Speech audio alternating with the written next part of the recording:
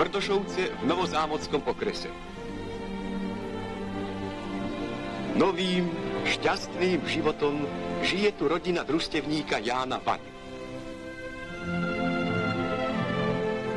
Vojtech, syn vzorného družstevníka, rád prežíva chvíľky v rodinnom kruhu.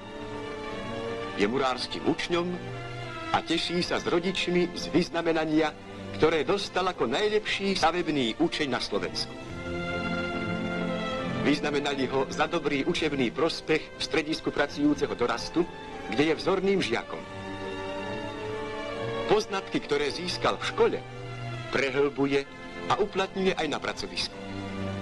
Je príkladným zväzákom mladým budovateľom.